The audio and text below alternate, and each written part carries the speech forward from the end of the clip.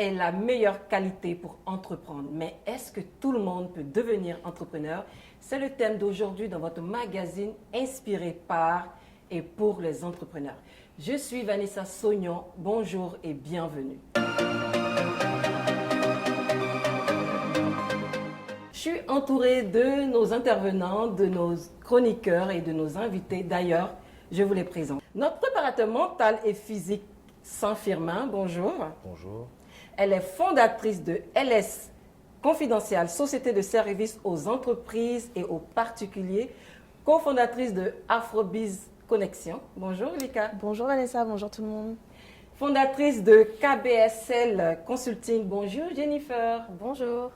Et notre premier invité est le fondateur du Concept Black Excellence Paris. Bonjour Tolno Tamba. Bonjour Vanessa, bonjour tout le monde. Il est très important pour tout le monde et surtout pour nous entrepreneurs de bien démarrer sa journée. Écoutons ensemble notre préparateur sportif et mental dans la rubrique Bien vivre son quotidien, c'est maintenant.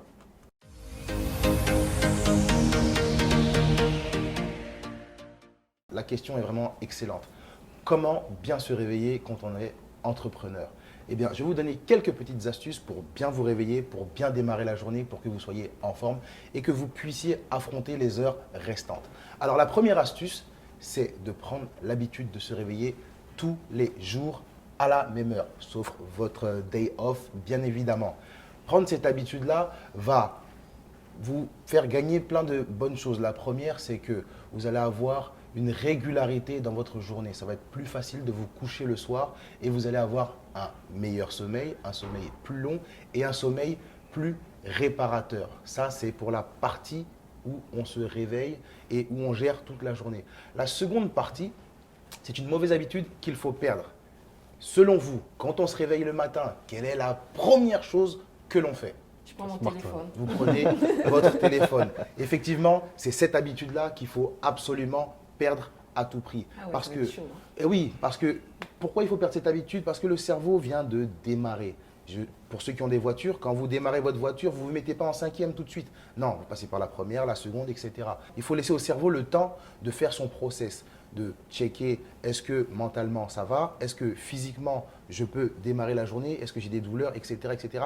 Quand vous vous réveillez, le cerveau fait tout ça et il faut lui laisser le temps de faire cette Combien de chose. temps comme ça? Le temps que ça prend, Le ça dépend. temps. C'est différent d'une personne à l'autre. Elle est Oui, bah justement, si tu veux pouvoir être efficace tout au long de ta journée, il faut absolument que tu laisses le moteur démarrer, si on peut dire. On arrive sur la troisième astuce qui est, alors je vais vous donner, c'est une astuce qui se divise en deux astuces. La première astuce, c'est pour faire descendre le stress ou se calmer. C'est important ça. Effectivement, quand on doit affronter une dure journée, souvent on se lève avec la boule au ventre ou un mal de crâne qui fait que bon, bah, on n'arrive pas à réfléchir, on n'arrive pas à sortir du lit. Et bah, ce que vous allez faire, vous allez vous mettre au bord de votre lit, vous allez prendre une position assise, comme vous le faites tous les jours. Vous allez faire un exercice de respiration qui est le suivant. Inspirez par les narines une fois. On peut même le faire là. Gardez 3 à 5 secondes. Là, Ça coup, dépend des ça gens. détend. Ah oui, il y a une petite tension, il faut que ça descende et ensuite expirez. Ce petit processus, vous le faites 3 fois, entre 3 et 5 fois. Ça dépend des personnes, ça dépend de votre capacité respiratoire. Et ensuite, vous pouvez commencer à démarrer. Pour la seconde astuce, c'est une astuce physique. On le fait tous les matins. À part vous jeter sur votre téléphone, qu'est-ce que vous faites? Bah, sur le téléphone. On se brosse les dents. Avant ça, bah justement, entre ces On deux se parties-là, lève. il faut s'étirer. Ah, c'est tiré. Il faut Ah, ouais, tout de s'étirer. suite. Avant même Oui, c'est de vrai. quitter le lit, il faut que ton corps se détende aussi Ah ouais. pour ne pas avoir des petits Moi, je bobos, descends des petites direct mon blessures. café avant de parler. Toi, ton essence, c'est le café. Mais avant ça, il faut faire quelques petits étirements. Voilà, des étirements que vous faites tous les jours. La tête, comme ça, les épaules, un peu de mobilisation, un peu de mobilité, juste pour vous aider à démarrer. Voilà. Pour aujourd'hui, ce sont les quelques astuces qui vont vous aider à affronter votre journée d'entrepreneur.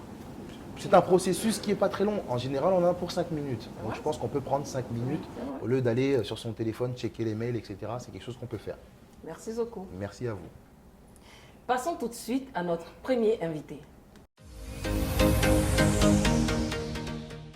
Vous êtes un passionné de mode et vous avez créé un concept pour valoriser la communauté à travers des messages. C'est bien ça? C'est bien ça.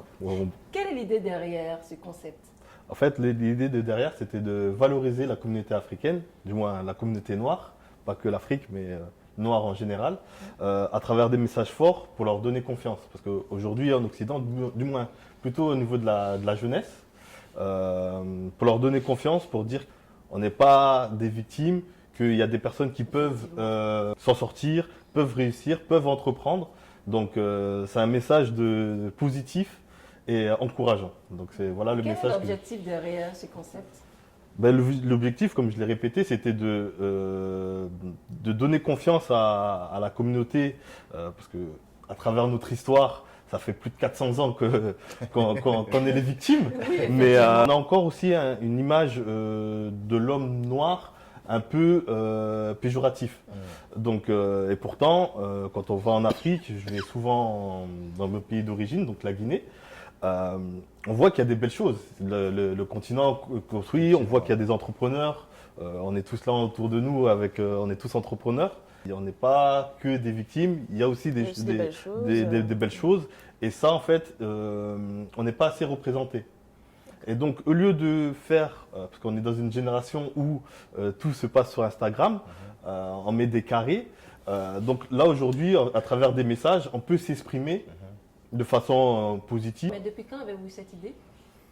Alors déjà, depuis mon plus jeune âge, parce que je suis né en France, donc je suis né à Grenoble, dans un petit quartier qui s'appelle La Villeneuve. Et dès petit, je m'en souviens, mon père me disait toujours « Viens, on va en Afrique ». Et pour moi, c'était… Voilà, voilà.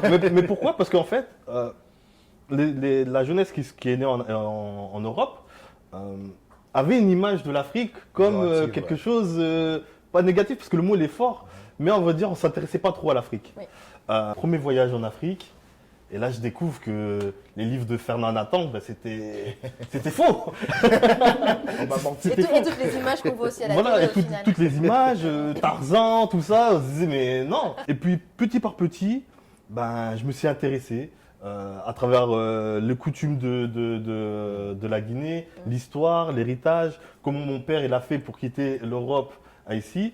Et du coup aujourd'hui, ben, mon père est décédé malheureusement en 2016. Et ben, c'est tout ça, c'était de lui rendre hommage en mettant Black Excellence, en disant que voilà, papa, tu as réussi à faire quelque chose de faire, et je continue le flambeau. Moi, j'ai une question pour Ouais. toi. Parmi tous les messages que tu as déjà pu mettre sur les t-shirts, est-ce que tu en as un que tu préfères parmi, qui sort un petit peu du lot, qui est un petit peu différent, qui a une signification spécifique pour toi? Ben, c'est ce que je porte actuellement, donc c'est-à-dire honore le passé et inspire le futur. Ah, c'est bien. Donc je dis souvent, pour comprendre le présent, il faut savoir où l'histoire commence. C'est vrai. Et donc, et toutes nos histoires, que ce soit de l'Afrique ou des Antilles, les Afro-descendants, on vient tous d'Afrique. C'est à nous de savoir, donc de s'intéresser. Et voilà, je suis père. Donc, à travers ça aussi, je veux dire à mon fils qui est né ici, ben, C'est aussi un héritage que tu lègues Voilà. à tes enfants. voilà. Et quels sont vos futurs projets derrière ce concept? Alors déjà, la plupart de mes designs sont faits par des Africains. Le but en fait, c'est de valoriser aussi leur travail, donc à travers les messages. Et le projet derrière, c'est vraiment aussi d'aider sur le continent. D'accord. Donc une partie des revenus des ventes sont faites directement, sont reversés à des associations en Afrique pour essayer de les développer, donc les entrepreneurs aussi. Si nous, on n'est pas solidaires, dans d'autres communautés le font, Bah, y a personne pourquoi nous, on ne le qui ferait va pas? le faire à notre place, évidemment. Effectivement. Voilà. Donc Que on se… pensez-vous de cette idée, Jenny? Moi, je trouve ça très intéressant et très inspirant parce que, en fait, à travers tes t-shirts, de ce que je ressens, c'est comme si je transmettais finalement mes valeurs et les éléments forts en fait que je souhaite, que je représente. Tout à Et à fait. travers mon t-shirt, ben, comme pour ta phrase finalement, puisque c'est ce qui te ressemble aussi, C'est ça. c'est ce que tu veux transmettre. On la lit, c'est tout de suite explicite, on comprend et on se dit ah tiens c'est intéressant. Voilà. On médite sur soi et on se le retransmet comme ça à chacun. Bah, surtout qu'on l'a vu quand il y avait eu l'émission de France 2, je crois, Noir en France, où Oui, la oui, personne cher. disait non, je veux me faire. Les Camerounais, les Congolais disent tout le tchatcho. Ouais. Je veux dire Je sais pas. qu'aujourd'hui, il faudrait être fier d'être noir, Ouais. fier de ce qu'on est, de ses origines. Et aujourd'hui, ça doit être une force non pas une faiblesse, mais ça doit être une force. Et à travers les messages, mais ça permet de l'exprimer pacifiquement, on va dire. C'est une forme de motivation. Tout à fait. Avez-vous des conseils pour le développement de son concept, Lika? Alors oui, je peux. Après, voilà, je ne suis pas une spécialiste non plus en concept mode, mais en effet, j'aime beaucoup en fait votre concept. Je pense pas, enfin, il est déjà bien défini. J'aime beaucoup le côté où vous vous basez justement sur ce que vous êtes, sur ce que votre famille est, vos origines, etc. Votre papa, l'histoire de votre papa, pour inspirer votre enfant, nos enfants. Et je pense que c'est justement porteur en ces temps troublés depuis quelques années déjà. Et après, ce que j'ose espérer, c'est que vous êtes bien accompagnés, notamment en termes de marketing et communication, parce qu'une marque comme la vôtre, de toute façon, ce qu'il vous faut, c'est de la visibilité, c'est des ventes. On veut tous voir vos t-shirts dans la rue. Déjà, je vois qu'en fait, vous vous adressez en fait aux acteurs de la communauté, que ce soit en Afrique ou ici, Tout à fait. pour vous accompagner, pour vous aider dans vos designs. Tout à fait. J'imagine aussi dans la communication, dans la vente, etc. Tout à fait. Si ce n'est pas le cas, on peut discuter aussi. Non, mais après, moi, comme je dis, On est là pour ça. j'ai commencé cette idée-là il y a 2 ans. J'ai tout fait tout seul, donc de A à Z. Le site C'est votre internet, honneur, voilà. tous mes produits sont faits en France. Donc c'est pour ça que c'est une marque afropolitaine.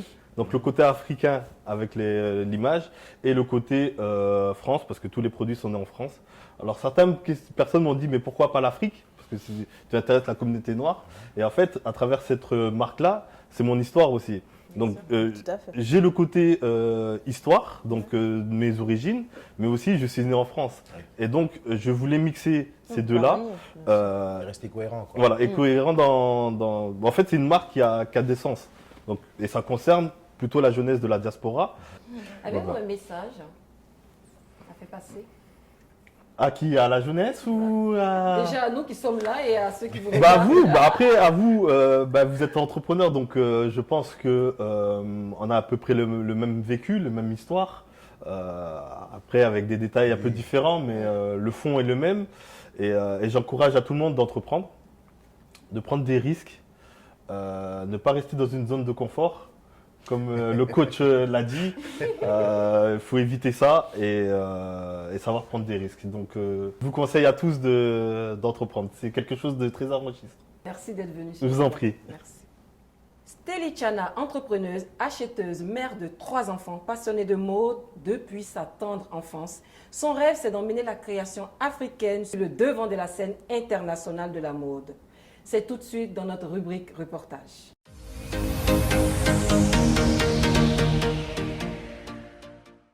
Aujourd'hui dans Art People, direction le Canada pour découvrir une passionnée de mode, entrepreneuse, acheteuse, mère de 3 enfants, Steli Chana. Une véritable passionnée et cela depuis sa tendre enfance, elle possède un rêve, celui d'amener la création africaine sur le devant de la scène internationale de la mode. Pour cela, elle propose une large palette de vêtements aux femmes de marque africaine. Des femmes qui aiment la mode, mais aussi le tissu ping et encore les tenues faites dans les étoffes du continent africain. Steli Chana le clame haut et fort, la création africaine n'est pas réservée qu'à un public averti. Ce sont des bouts d'histoire de vie qui s'emboîtent, s'intègrent dans notre quotidien. Et s'il faut aller de maison en maison pour présenter la qualité de ces articles, elle et son équipe sont prêts. Et bientôt, plus personne ne pourra se passer de Ping at Home, l'entreprise qu'elle a créée en 2016, qui est une histoire assez touchante. L'histoire d'une adolescente qui était fascinée par les couleurs des kabagondo de sa maman, qui a décidé de mettre les siens à son goût. Puis, après plusieurs recherches sur Internet, à se créer des idées de style de ping plus actuelles, de découverte en découverte, un premier blog est né. L'objectif affiché de Steli Chana est de changer la coloration de l'industrie de la mode internationale en développant un immense réseau de grands magasins à travers le monde. Elle a aussi senti le besoin qu'ont certaines femmes de pouvoir toucher le vêtement, de pouvoir le voir, mais aussi l'accessoiriser avec leurs propres accessoires. Elle a donc créé une entreprise de vente à domicile qui a bouleversé de façon positive la vie de milliers de femmes d'ici et d'ailleurs sur plusieurs continents et principalement en Afrique. Déterminée à participer au rayonnement de la mode africaine, elle lance sa boutique en ligne www.byathome.com. Chaque être humain est capable de réaliser son plein potentiel. Parfois, il faut juste un peu d'aide. C'est ce que nous dit notre deuxième invitée.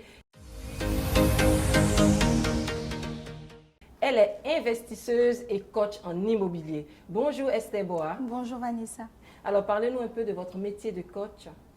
Alors, j'accompagne toutes les personnes, plus spécialement ceux de la diaspora, qui souhaitent avoir soit des revenus complémentaires, soit constituer une épargne pour assurer leur retraite via l'immobilier.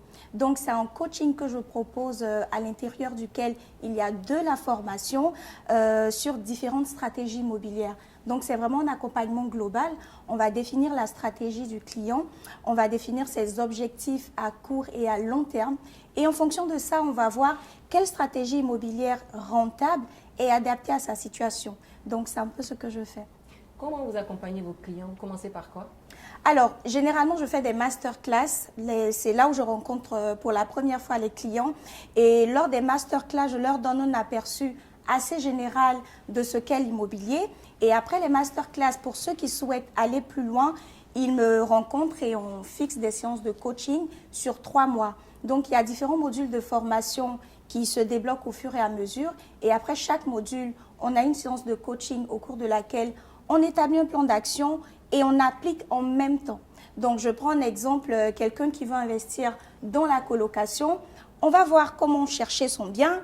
Après la recherche de biens, je lui dis voici les étapes. Tu vas sur tel site et tu me ramènes 50 annonces. On va dépouiller les annonces, on va trouver son bien. Ensuite, il va faire les modules sur la recherche de financement. Je mets à disposition mes professionnels, donc mon expert comptable, mon courtier, et on lui trouve le financement.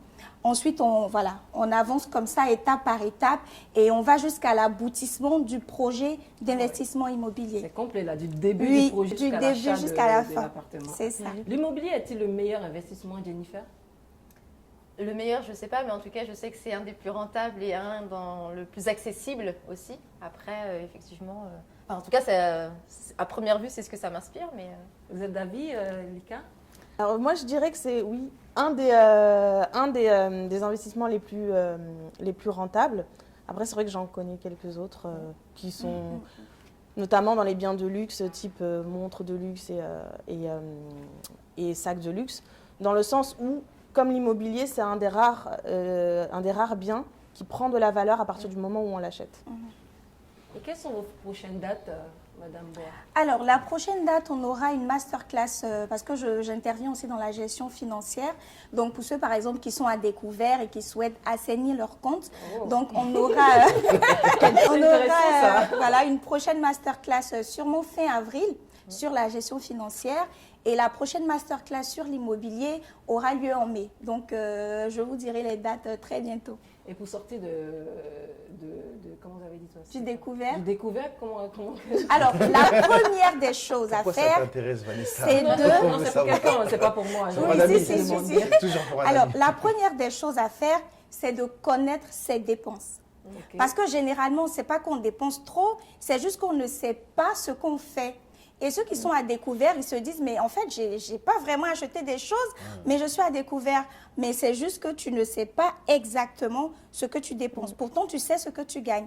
Donc, il faut établir un budget et il faut mettre de côté sa carte. Parce que la carte, la carte, on rentre, et maintenant, il y a le sans contact.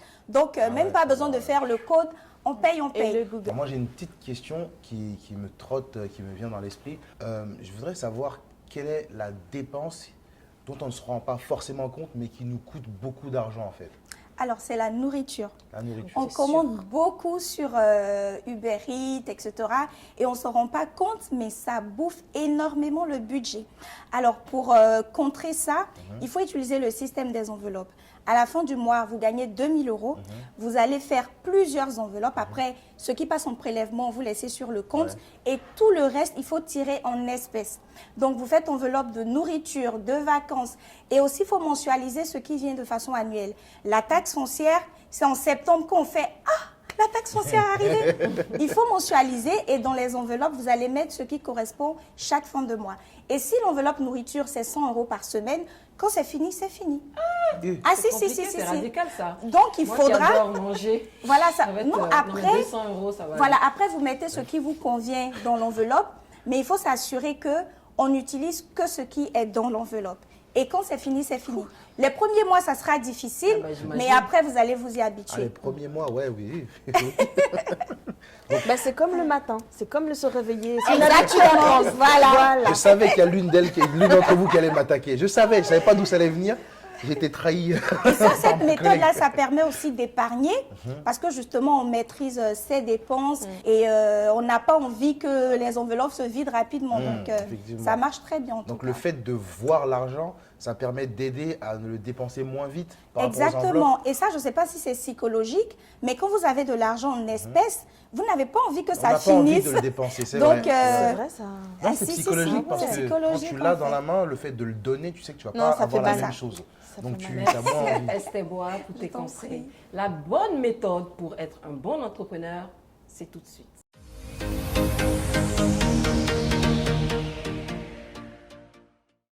Existe-t-il, Lika, une bonne méthode pour devenir un entrepreneur? Si oui, lesquelles? Je ne pense pas qu'il y ait de bonnes méthodes. Je pense que c'est plutôt un ensemble de qualités et de quelques compétences quand même.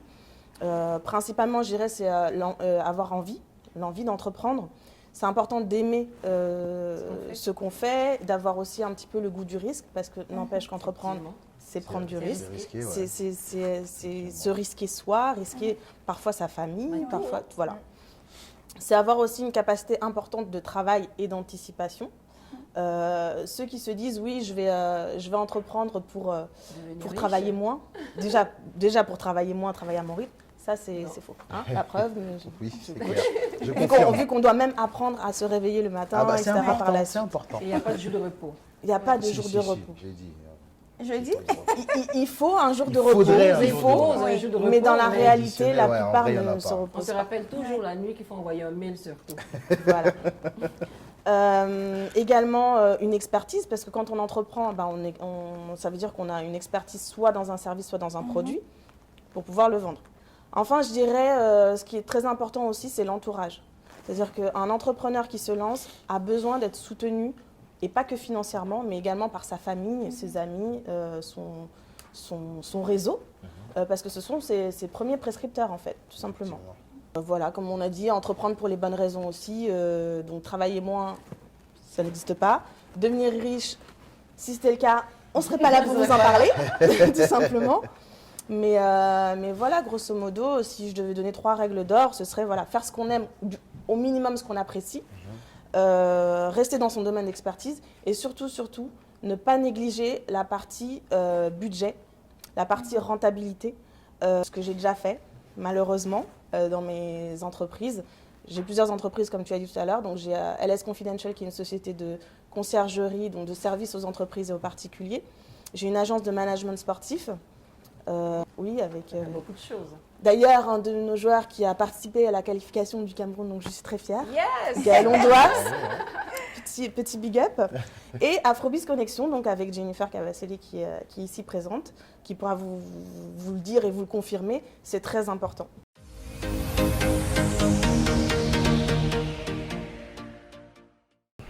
Il faut savoir que pour entreprendre, il va vous falloir la patience et de la motivation, le travail, du caractère, de l'expertise, de la création, des relations, Tout à fait. savoir se surpasser et surtout, croire en soi. On est d'accord? exactement. Complètement. 100%. Quels sont les projets d'Afrobiz Connexion? Alors, les projets d'Afrobiz Connexion, le prochain, ce sera déjà le salon Afro Shopping, le salon hybride. Jennifer, si tu veux en dire 2 mots, justement.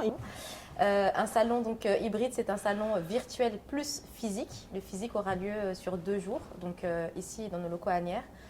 Et effectivement, Afro Shopping, donc c'est de la cosmétique, de l'épicerie fine, de la décoration d'intérieur, enfin, tout ce qui concerne finalement le shopping d'une manière très large et très générale. Et puis ça va permettre aussi de consommer tout simplement afro. Merci à tous d'être venus. Merci à Merci aussi à vous qui nous suivez. Retrouvez-nous sur nos réseaux sociaux, sur notre chaîne YouTube. Et pour participer à l'émission, écrivez-nous à afropeople.tv@gmail.com. C'était AfroPeople, votre magazine inspiré par et pour les entrepreneurs sur Vox Africa, la chaîne panafricaine. À bientôt!